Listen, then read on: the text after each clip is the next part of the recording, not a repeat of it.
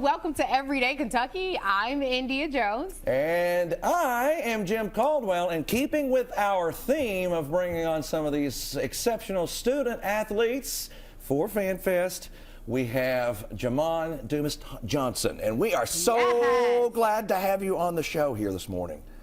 Appreciate it. Absolutely. Okay, so tell us a little bit about, for many people who don't know who you are, tell us a little bit about your background. Like they said, my name is Jamon Dumas-Johnson. I'm from Hyattsville, Maryland. Recently just transferred from UGA to, to come and be a Wildcat. Yeah, okay. And let me tell you what, I was reading some of your stats, and you had a career game against Kentucky while you were there. You had 8 tackles against Kentucky. So now you get to be on this side and maybe deliver 8 more tackles against Georgia or somebody, right? Yes, sir. Well, we are certainly glad to have you here, and looking forward to you being at FanFest, right? Right. So tell us a little bit, have you ever experienced FanFest at all? No, I don't have no idea what FanFest is. Okay, so are you ready to sign your signature for people? Because they're going to come up to you excited. They're going to be like, we want some hugs, we want some pictures, we want you to kiss my baby, that kind of thing. Are you, I'm a hugger, I'm a signer, Okay. No Pope's kissing of the baby? No? Okay. Just, we want to make sure. I mean, okay. Coming from a team that won 2 national championships down there in Georgia, so a pretty exciting time. Were you friends with Brock at all? Do you know Brock? Brock you got to tell me which one. But Brock Vandegrift. Yeah. You got 3 Brocks down there, but I'm pretty sure I know who you talking about. Yeah. Yeah, because he was at Georgia too. As a backup quarterback, and then of course you're out there on defense. But it's good to see 2 Georgia boys, up here. But you're originally from just outside of Washington, D.C., right? Yes, sir. Yeah, not that far away. I love D.C. Yeah, it's not that far at all. So he's right there in the mix with all of the national politics as he was growing up. Just right outside, maybe hit up Bethesda, some Silver Springs area. You gotta love a good Maryland. Yeah, oh yeah, sure. We'll talk about it later. Well, let's start with what's trending today. So this marks 30 years since another snowstorm crippled Kentucky. We went into the YKYT archive and found our very own Bill Bryant reported from a frozen Y-75. Nobody is going anywhere, and it is so cold out here that it's scary, quite frankly. As you look down I-75, this is the northbound traffic. By northbound, we mean they intend to be going north. They're going nowhere, and nobody knows when they'll be moving again. Looks so young. And he's still, here's the thing, Andy, he looks the same. He looks exactly the same and sounds the same. And I have said the reason he does is because he covered that blizzard in '94 and he's frozen in time. Yeah, makes sense. He looks good still. Well, we had nearly 2 feet of snow in parts of the state that day in 1994. Interstate travel was shut down for days. State troopers used military vehicles to patrol the roads.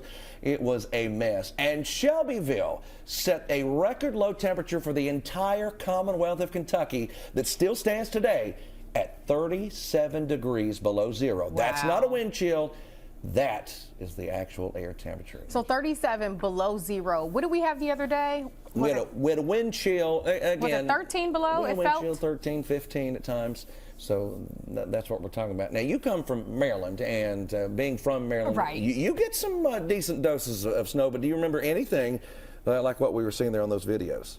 Oh, yeah, most definitely. Growing up in Maryland, they stop in school if you see an inch of snow on the ground. So, really? Yeah, they know how hectic it get out there when it starts snowing. And I remember this one time during elementary school, it was like 12-inch snow out there. And recently I just got stuck in Tennessee coming my way back to Kentucky.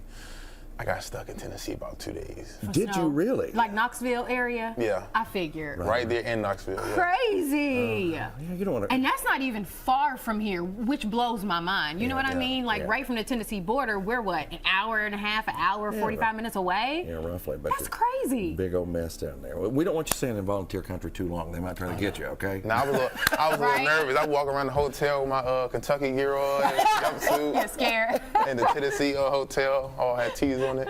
Oh, yeah, all decked out, I'm sure.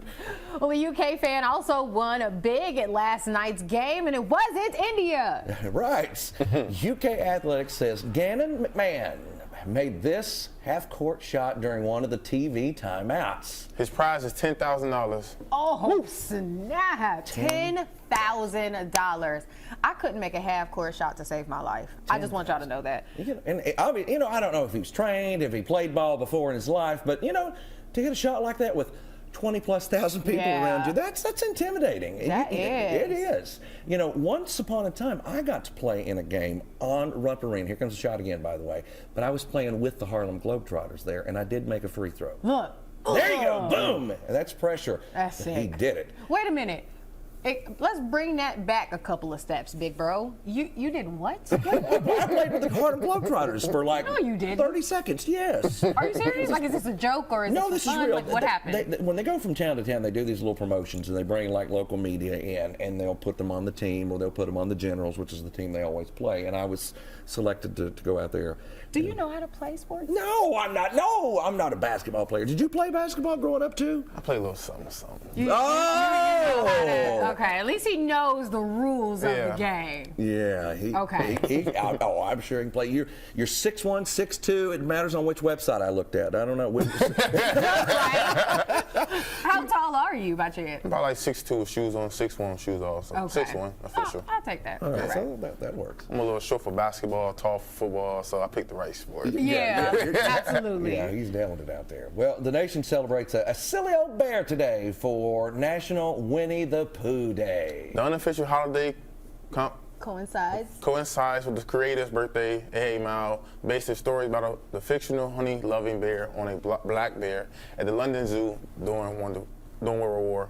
So the author's son, Christopher Robin, adored the bear and is a featured character in his dad's story. Disney brought the rights to Winnie the Pooh in the 1960s, but the original interaction of the character is now in the public domain after its copyright expired. I remember we talked about this recently.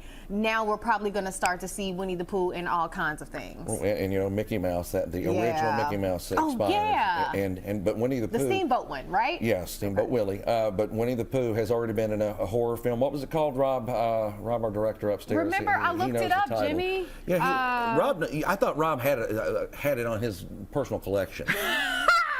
But it was. It's. Hold on. You know I'm Winnie the good Pooh's for a it. bad dude in this particular movie. Winnie the Pooh, Blood and Honey. That's it. Blood and Honey. Does that sound like something you want to watch? Winnie I the grew Pooh out in of it? that. It's a horror film. Oh, okay. I might try something. Okay. I like like scary that. movies. Do you? I was gonna ask you. So, like, what's your type of? Do you love like comedy? Do you? But Horror movies like second. I like to see what's going on in there. But my favorite is like action movies. Like okay. I don't want to say this, but don't pay me as just like it gotta be like action shooting, like cartels and. Okay. It's entertaining to watch. It is. Yeah, I get that. Who's your favorite star? Action stars specifically. I forgot his name. I think Amarion. He played Ghost of Power. Oh yeah. Oh yeah. I know who you're talking about. I like him. We're going to talk a whole lot more to you here in just Oh, a minute. yeah. All right, we've got more.